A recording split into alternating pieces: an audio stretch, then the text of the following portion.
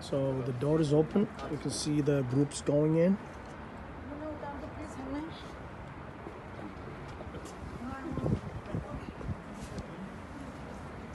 Going to the caves. Yeah, it's exactly the actual cave.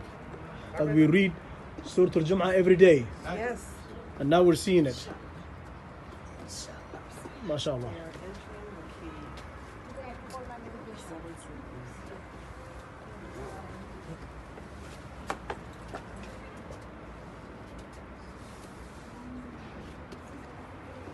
And now the Imam is inside, so he will be speaking. And let us know what happened.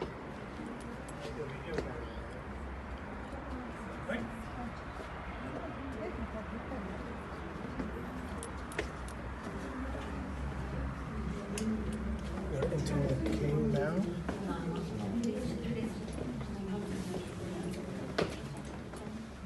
This is the cave. You guys, so the Imam give you a brief about everything here, okay? Okay. Give them your attention. Sure. Ahmed.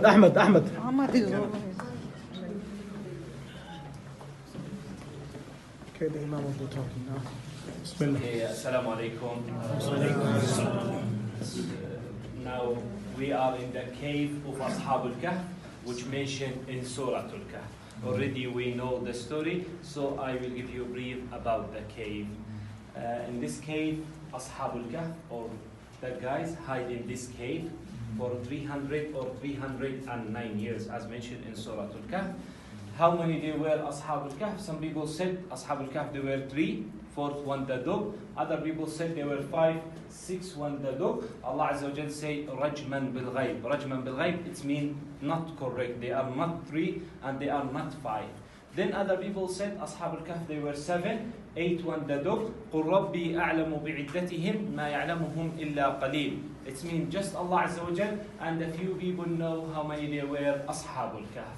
Hadrat Abdullah ibn Abbas radiyallahu anhuma, cousin of Prophet Muhammad alayhi salam, Mufassir of Al-Quran Kareem, he said Ashab al-Kahf they were 7, 8 one the dog, and here we found 70 graves. I will show you later inshallah the 70 graves. These 7 guys they were believers. Some people said they are before Isa ibn Maryam, before Jesus. Other people said after Jesus.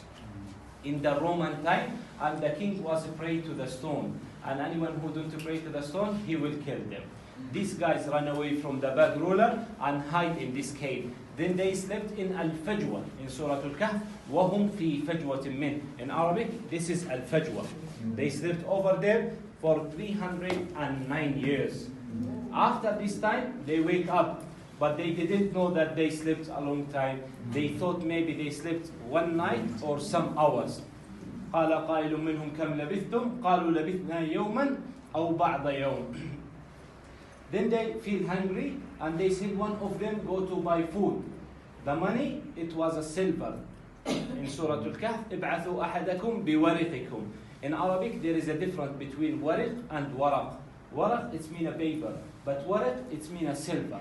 They sent one of them go to buy food, buy the silver, but when he give the market the money, he know that he was left a long time. He returned to the cave here and tell his friend about the story. Then they passed away here. After 300, the people outside, they be changed and they were believers. And they know about this story. They come here to the cave, but when they arrive here, they found Ashab al-Kahf died. So they carved these tombs, these graves, and buried them here. 1, in the middle here 2, empty brother, empty grave. 1, 2, 3, 4. Here 4 graves, and there 3. Total 7, but it's empty now. Jordanian government gathered all the bones before 50 years ago and put it here in this cupboard. After we finish by torchlight in your mobile, you can see the bones. Here, many people ask me about this symbol. This star, it's not Jewish star. Star of Israel, 6.2 of the triangle, but here it's 8. It's a Roman star. After that, we use it in Islamic decoration.